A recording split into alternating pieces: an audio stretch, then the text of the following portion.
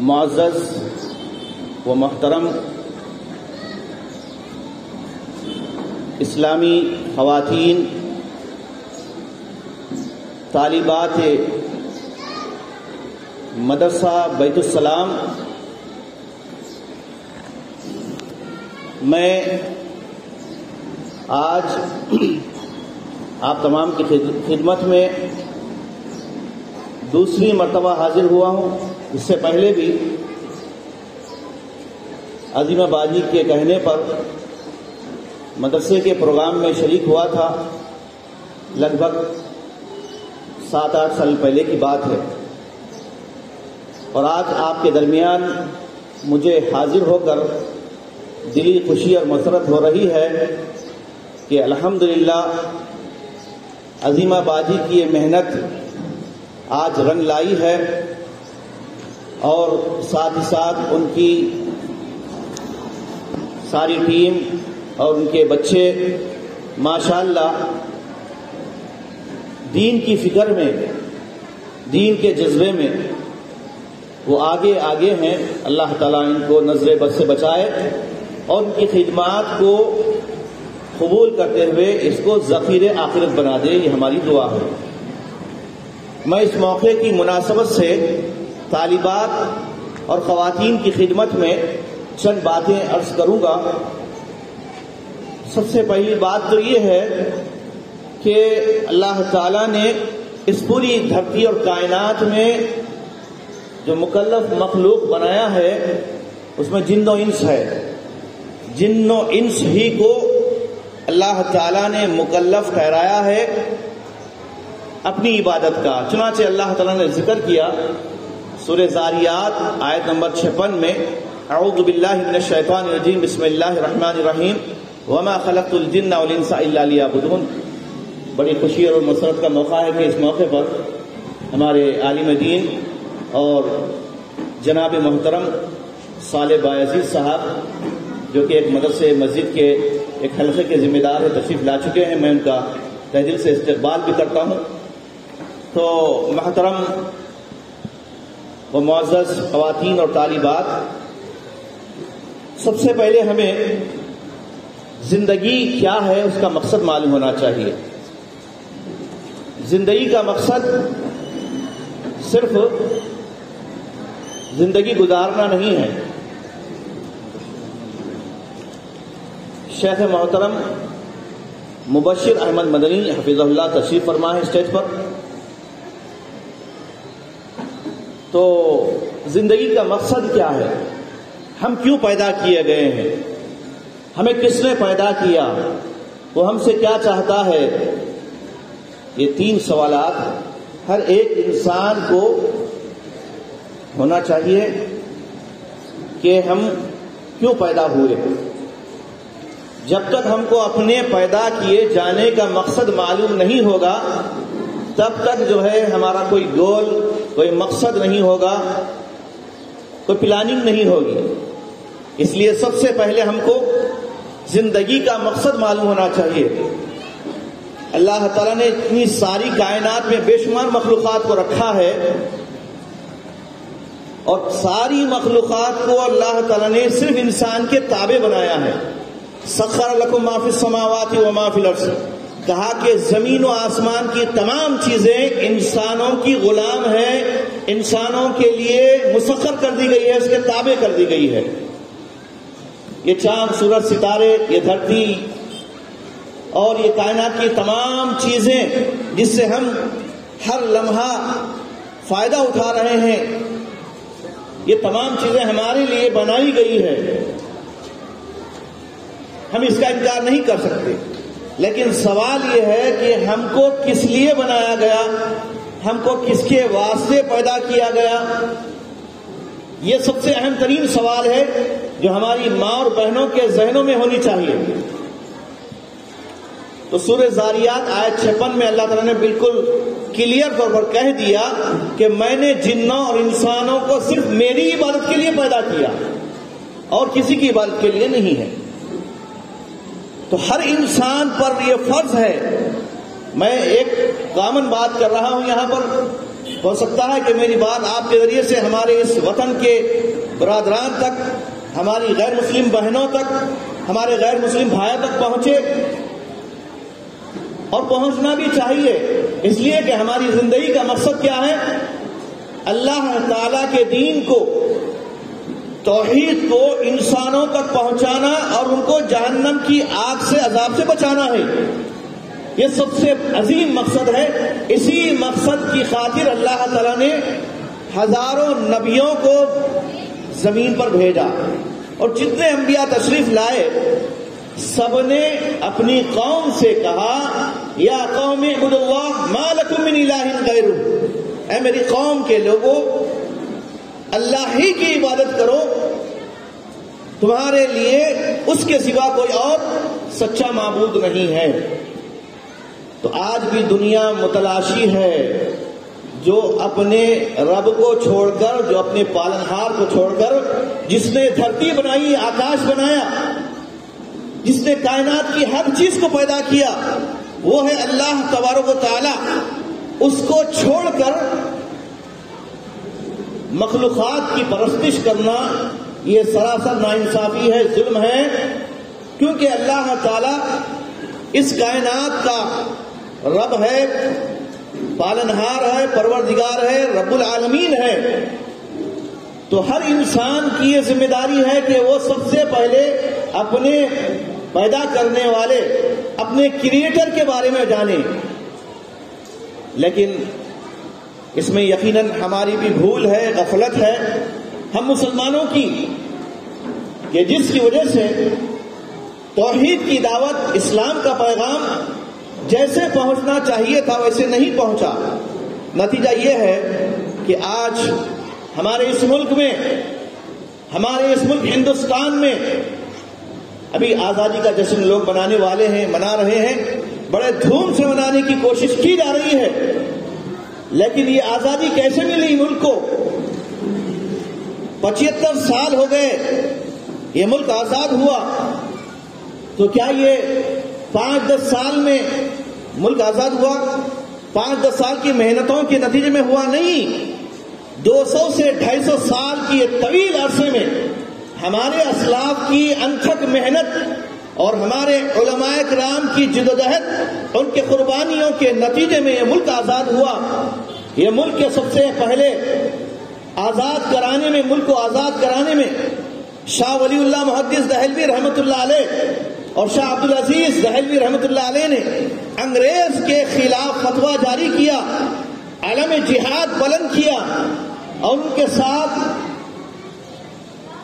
مسلمانوں کے ساتھ دیگر اقوام بھی ان کے ماتحت تھی۔ تو قائدانہ رول، اور اس ملک کے حقیقی جو ہیرو ہیں وہ علماء کرام ہیں، اور بالخصوص علماء صادق پور ہیں۔ علماء صادق پور پٹنہ کا ایک علاقہ، ایک بستی ہے جہاں کا ہم نے دورہ بھی کیا ہے۔ اس علاقے میں عید کا دن تھا، خوشی کا دن تھا، ایسے موقع پر انگریز اپنے لوگوں کو بھیج کر، اپنی فوج کو بھیج کر پورے صادق پور کی بستی کو بلڈوزروں کے ذریعے سے تہس نہس کر دیتا ہے۔ دیکھتے ہی دیکھتے آنن فانن پوری مسلمانوں کی بستی، پورے علماء کی بستی، صادق پور کے علماء کی بستی تباہ اور برباد ہو جاتی ہے۔ یہ وہ صادق پور کے علماء ہیں جن کی محنتوں اور لگ بھگ 100 سال کی قربانیوں کو خراج تحسین پیش کرتے ہوئے اس ملک کے سب سے پہلے وزیر اعظم پنڈت جواہر لال نہرو نے کہا تھا کہ اگر ہندوستان کے تمام اقوام کی قربانیوں کو، ان کی محنتوں کو ترازو کے ایک پلڑے میں رکھ دیا جائے اور علماء صادق پور خاندان کی قربانیوں کو ترازو کے دوسرے پلڑے میں رکھا جائے تو یہ صادق پور کے علماء کا پلڑا بھاری ہو جائے گا۔ یہ اعتراف کیا تھا پنڈت جواہر لال نہرو نے۔ اور اسی طرح سید احمد شہید اور سید شاہ اسماعیل شہید، یہ وہ ہستیاں ہیں جنہوں نے انتھک کئی برسوں تک محنتی کی، نہ صرف انگریزوں کے خلاف جہاد کیا بلکہ اس دور میں مسلمان اپنے دین سے ناواقف تھے.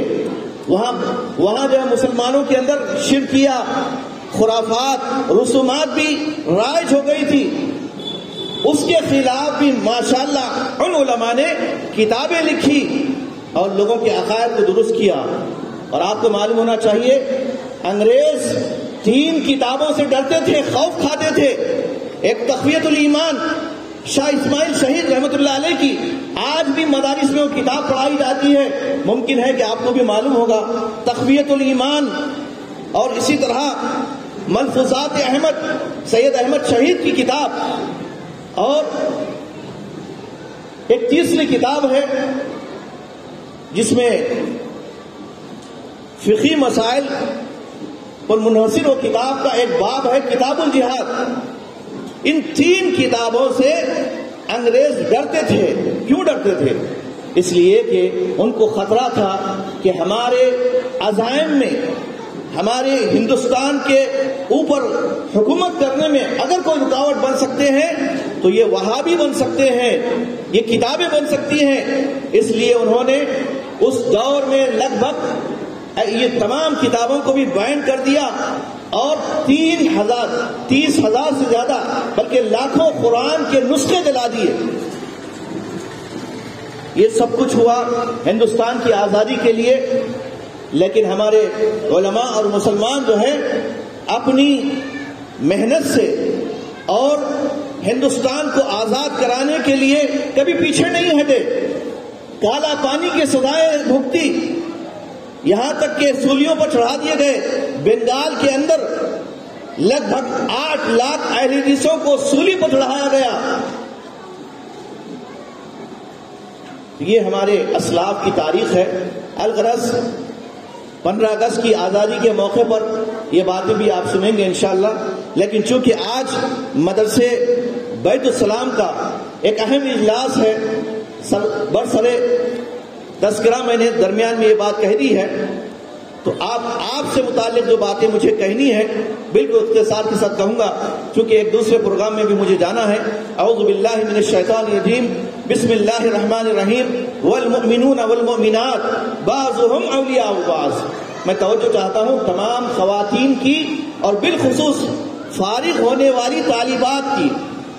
اللہ تعالیٰ نے کہا ایمان والے مرد اور ایمان والی عورتیں آپس میں ایک دوسرے کے خیر خواہ ہیں، ایک دوسرے کے اولیاء ہیں، ایک دوسرے کے ہمدرد ہیں. یہ ایمان والے مردوں اور ایمان والی عورتوں کا تذکرہ کر کے اللہ تعالیٰ نے دونوں کے مقصد کو ذکر کیا. کیا مقصد ہے؟ دونوں ایمان والے مرد اور ایمان والی عورتوں کا بنیادی مقصد جو اللہ تعالیٰ نے قرآن میں کئی مقامات پر اس کا تذکرہ کیا ہے. کہیں کنتم خیر امۃ اخرجت للناس کہہ کر، اور کہیں جو ہے وَلْتَكُن مِّنكُمْ أُمَّةٌ يَدْعُونَ إِلَى الْخَيْرِ کہہ کر، اور کہیں جو ہے امت وسط فرما کر، اور وَكَذَلِكَ جَعَلْنَاكُمْ أُمَّةً وَسَطًا لِتَكُونُوا شُهَدَاءَ عَلَى النَّاسِ کہہ کر. ان مختلف آیات میں مردوں کے ساتھ ایمان والی عورتوں کا ذکر کیوں کیا گیا ہے؟ اس کا جواب سنیے. ہماری بہت ساری خواتین یہ سمجھتی ہیں کہ دین کی دعوت و تبلیغ، تعلیم و تعلم، درس و تدریس کا کام صرف مردوں کا ہے، عورتوں کا نہیں ہے. یہ بات آپ اپنے ذہنوں سے نکال دیں. اللہ تعالیٰ نے اس آیت میں کیا فرمایا؟ والمؤمنون والمؤمنات بعضهم اولیاء بعض یامرون بالمعروف وینہون عن المنکر. ایمان والے مرد اور ایمان والی عورتیں دونوں ایک دوسرے کے رفیق کار ہیں، اولیاء ہیں، دوست ہیں، جن کا کام کیا ہے؟ معروف کا حکم دینا اور منکر سے روکنا. یہ ہم سب مسلمانوں کا فریضہ ہے. بلکہ آج کے حالات میں، میری بات کو آپ توجہ دیجئے، آج کے حالات میں جہاں پر جگہ جگہ ہمارے لیے آزمائشیں ہیں، مصیبتیں ہیں، خطرات ہیں، فتنے ہیں، سازشیں ہیں، ہمارے اندر رہنے والی بھی سازشیں کر رہے ہیں، باہر کی بھی سازشیں ہیں، منافقین بھی ہیں. جس طرح جنگ آزادی کے موقع پر یہ ملک جو ہے 200 سال پہلے آزاد ہوا ہوتا، اگر ہمارے علماء اور قائدین کے اندر منافقین اگر انگریزوں کا ساتھ نہیں دیتے تو اس ملک کی آزادی آج سے 200 سال پہلے ہوئی ہوتی. لیکن ہمیشہ اسلام کو خطرہ بیرونی سازشوں کے ساتھ اندرونی منافقت سے بھی پھیلا ہے. اللہ کے نبی صلی اللہ علیہ وسلم کو جہاں صحابہ اکرام کو جہاں منافقین سے نقصان پہنچا وہی یہود و نصارا سے بھی پہنچا ہے. تو الغرض ایمان والے مردوں کو اور ایمان والی عورتوں کو ایک ذمہ داری سونپی گئی ہے. کیا ذمہ داری ہے ہماری؟ کنتم خیر امت اخرجت للناس. ہم کو اللہ تعالیٰ نے خیر امت بنایا. ہمارا نام خیر امت اللہ نے رکھا ہے. خیر امت کا اپوزٹ کیا ہوتا ہے؟ شر امت یا شر البریہ. قرآن میں ایک جگہ یہ بھی ذکر کیا گیا کہ اللہ تعالیٰ نے اس پوری کائنات میں 2 قسم کی مخلوق بنائی. یعنی 2 طرح کے لوگ زمین پر ہیں. جو ایک تو جنت کے راستے پر چل رہے ہیں, نیکی کا کام کر رہے ہیں, اور دوسرے لوگ جہنم کا کام کر رہے ہیں, جہنم کے راستے پر لوگوں کو لے جا رہے ہیں. ان دونوں کا ذکر قرآن میں آیا ہے. شر البریہ جہنم کی طرف لے جانے والے اور جہنمی, اور دوسرے جو خیر کا کام کرنے والے ہیں وہ ہے خیر البریہ, بہترین مخلوق. اب ہم اس آیات کی روشنی میں آج اس بات کا تہیہ کر لیں کہ ہم کو کون سی امت بننا ہے, شر البریہ بننا ہے یا خیر البریہ بننا ہے, کنتم خیر امتین بننا ہے یا شر امت بننا ہے. میں آپ کو یہ پیغام بھی دینا چاہتا ہوں کہ ماشاءاللہ جو بچیاں یہاں سے فارغ ہو رہی ہیں ان کا اعزاز کیا ہے, ان کا مقام کیا ہے.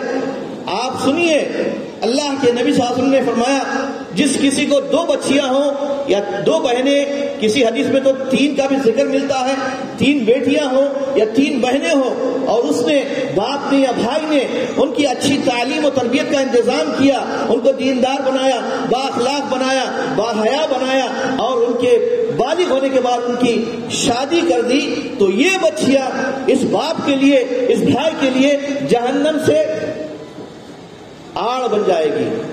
یعنی یہ بچیاں جو ہے آپ کو جہنم کی آگ سے بچائے گی.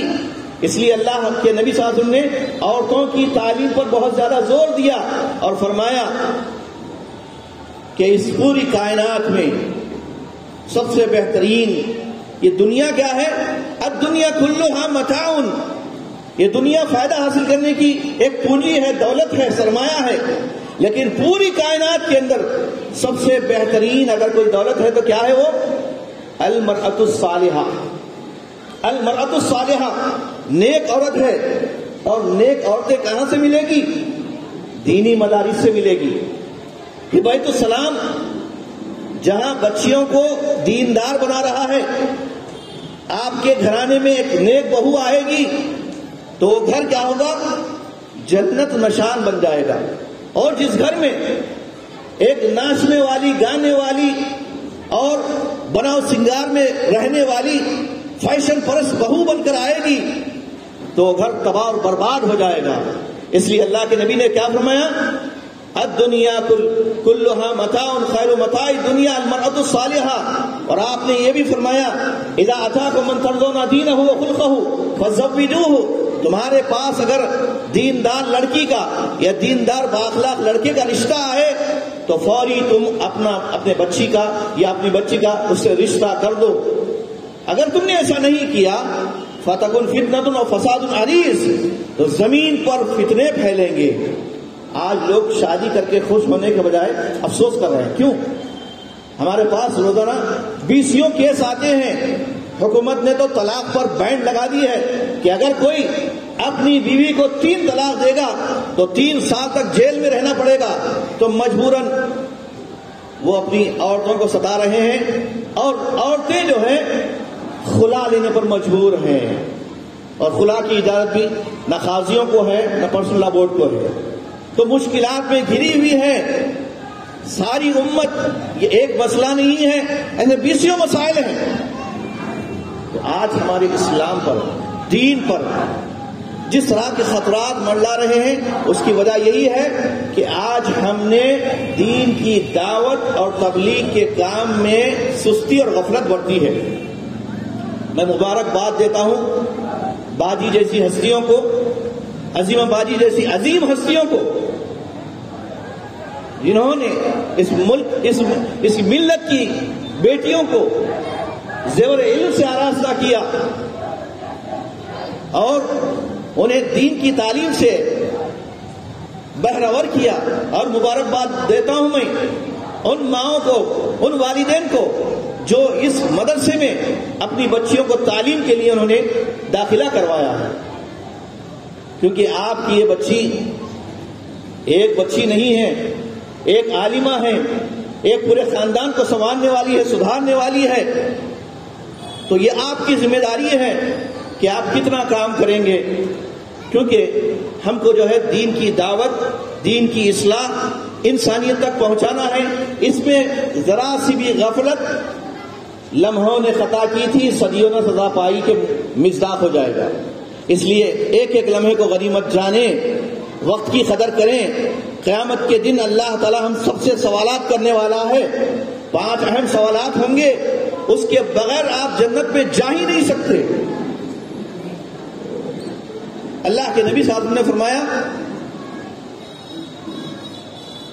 لا تزال قدم ابن آدم حتى يسأل عن 5۔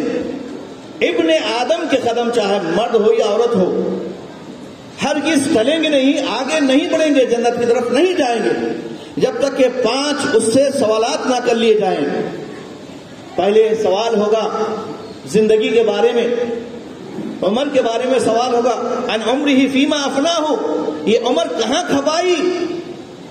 بچپن تو کھیل کود میں گزارا، جوانی عیش و آرام میں، اور بڑھاپا روتے ہوئے، کہیں ایسا نہ ہو۔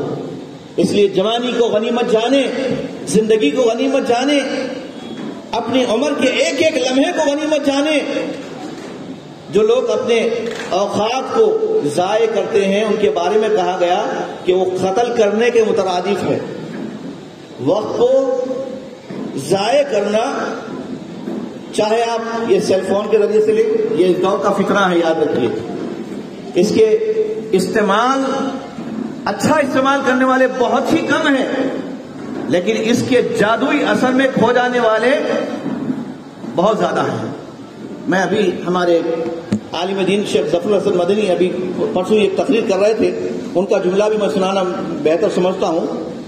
وہ سفر میں تھے تو ان کے بازو سیٹ پر 2 میاں بیوی بیٹھے ہوئے ہیں، میاں بیوی بیٹھے ہوئے ہیں اور دونوں کے ہاتھ میں سیل فون ہے۔ 13 گھنٹے کا سفر، 13 گھنٹے کے سفر میں میاں بیوی جو ہے ایک دوسرے سے 5 منٹ بھی بات نہیں کیے۔ کس سے بات کیے ہوئے؟ سیل فون سے۔ یہ عورت کا شوہر، یہ مرد کا شوہر، بیوی۔ یہی سیل فون ہے جو ایک عورت کا شوہر ہے، یہی سیل فون ہے جو ایک مرد کی بیوی ہے، اس میں منہمک ہے، مشغول ہے۔ تو یہ حالت ہے آج پوری امت کی۔ اللہ بچائے، اللہ اس فتنے سے ہم سب کو محفوظ رکھے۔ تو اس کا غلط استعمال کرنے سے آج کیا کیا نقصان ہو رہا ہے؟ لوگ ہارٹ اٹیک ہو کر مر رہے ہیں۔ اس کے جو ریس ہیں، اس کے جو خطرات ہیں، ہم کو جاننا چاہیے۔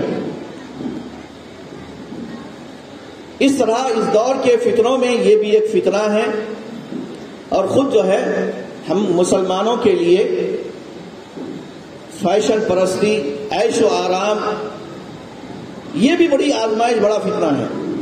بے حیائی تو اتنی کھلی ہوئی ہے کہ آپ اگر فون کھولتے ہیں، واٹس ایپ کھولتے ہیں، کوئی اچھا بیان بھی سننا چاہتے ہیں تو دھڑلے سے بیچ میں ایک عورت آ جاتی ہے، ایک نیوز آتی ہے یا ایڈ آتا ہے نیم عریاں لباس میں، کیونکہ اسلام دشمنوں نے جس طرح صلاح الدین ایوبی رحمت اللہ علیہ کے دور میں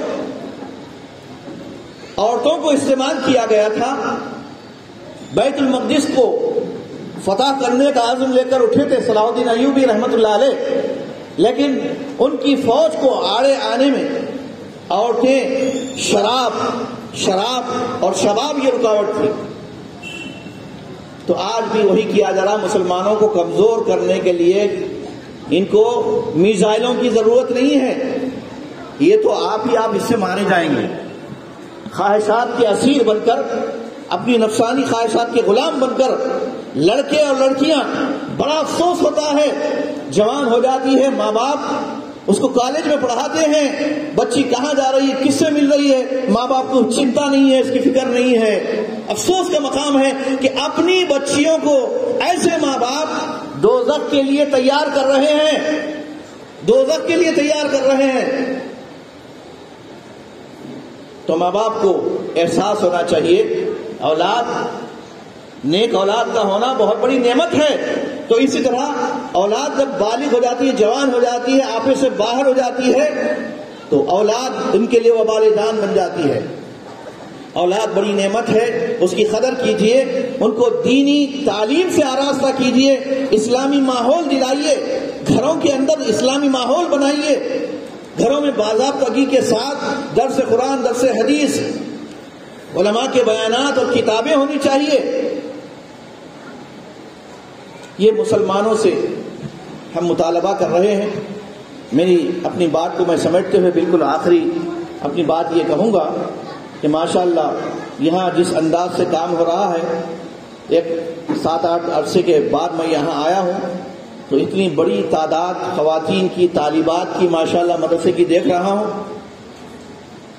کہ دل سے جو ہے دعا نکل رہی ہے کہ اللہ تعالیٰ ان بچیوں کی اللہ تعالیٰ حفاظت فرمائے، ان کے ایمان کی اللہ حفاظت فرمائے، اور ان کو نیک جوڑے عطا فرمائے، اور ان کے ذریعے سے دین کی، اسلام کی، توحید کی خدمت اللہ تعالیٰ لے. میں اپنی آخری بات میں باجی کو مبارکباد دیتے ہوئے اس مدرسے کے جتنے منتظمین ہیں اور جتنے نگران ہیں، معاونین ہیں، اللہ تعالیٰ ان سب کی خدمات کو قبول فرمائے. یہ لمحات بہت ہی غنیمت ہے. پھر کبھی آ کر انشاءاللہ تفصیل سے آپ سے کچھ اور باتیں تھی، لیکن چونکہ ہمارے درمیان شیخ بھی موجود ہیں اس لیے وقت بھی ابھی اجازت نہیں دیتا کہ مزید کچھ آپ کے سامنے کہوں، اور مجھے یہاں سے رخصت بھی ہونا ہے پروگرام کے لیے. اس لیے بس دعا کرتا ہوں کہ اللہ تعالیٰ اس ملک کی اللہ تعالیٰ حفاظت فرمائے. اس ملک میں پائے جانے والے جتنے اقوام ہیں اللہ تعالیٰ سب کو ہدایت دے. اس ملک کے غداروں کو اللہ تعالیٰ نیک توفیق عطا فرمائے. ہمارا یہ چمن، ہمارا یہ ہندوستان سارے جہاں سے اچھا ہندوستان، ہمارا یہ ملک جس کی آبیاری ہمارے اسلاف نے کی تھی، آج اس ملک کے لیے کئی خطرات ہیں، کئی مسائل ہیں. نفرت کی جو سیاست چل رہی ہے اس سے ملک کو بہت بڑا خطرہ ہے، جبکہ اس ملک میں آج بھی 95% لوگ ایسے ہیں جو اعتدال پسند ہیں، سیکولر مائنڈ کے ہیں. وہ یہ نہیں چاہتے کہ ہندو مسلم لڑے، وہ یہی چاہتے ہیں کہ شیر شکر بن کر رہیں. لیکن انگریزوں کی ہندوستان سے جب بڑے بے آبرو ہو کر تیرے کوچے سے ہم نکلے، اس وقت انہوں نے اس ملک میں نفرت کا بیج بونے کے لیے خود مسلمانوں سے کے اندر ایسے لوگوں کو انہوں نے راشن پانی دیا اور ان کو تیار کیا تاکہ وہ مسلمانوں کے اندر مسائل کی بنیاد پر لڑے، اور ہندوؤں کے اندر بھی یہ ماحول پھیلایا کہ ڈیوائڈ اینڈ رول کی پالیسی اپنائی کہ لڑو، لڑاؤ اور اپنی حکومت چلاؤ. تو آج یہی کچھ ہو رہا ہے. ایسے موقع پر الفت اور محبت کا پیغام دینا، میرا پیغام محبت ہے جہاں تک پہنچے، یہ میری صدا ہے، یہ میری دعا ہے. یہ ہمارے اسلاف کی کوششوں کا نتیجہ ہے کہ ملک کی آزادی میں انہوں نے جہاں غیر کو بھی اپنا سمجھا اور اس کے لیے انتھک محنتیں، کوششیں فرمائی، تو آج بھی اس ملک کی جمہوریت کے لیے جو خطرات ہیں ان خطرات کو ختم کر کے امن و آشتی کا پیغام دینا، الفت و محبت کا پیغام دینا، یہ ہم سب کی ذمہ داری ہے. بہت سارے کام ہیں ان سارے کاموں کو ہمیں انجام دینا ہے۔ عورتوں کی ذمہ داری ہے کہ اپنے گھروں کو سنواریں، اپنے شوہر کو اگر وہ دین سے پھرا ہوا ہے، بے دین ہے، بے نمازی ہے، تو اس کو نمازی بنائیں۔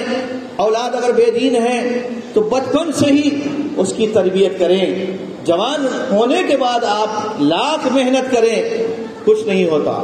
اس لیے کرسچن مشنری جو عیسائی اسکول ہیں وہ چھوٹے چھوٹے بچوں پر محنت کرتے ہیں، 2 سال 3 سال 4 سال کے بچوں پر محنت کرتے ہیں۔ وہ یہ بتاتے ہیں کہ پوری دنیا کا جو ہے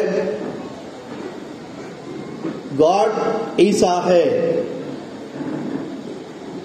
جیسس ہے، اور یہی جو ہے ہماری اولاد بھی سیکھ رہی ہے، ہمارے بچے بھی سیکھ رہے ہیں۔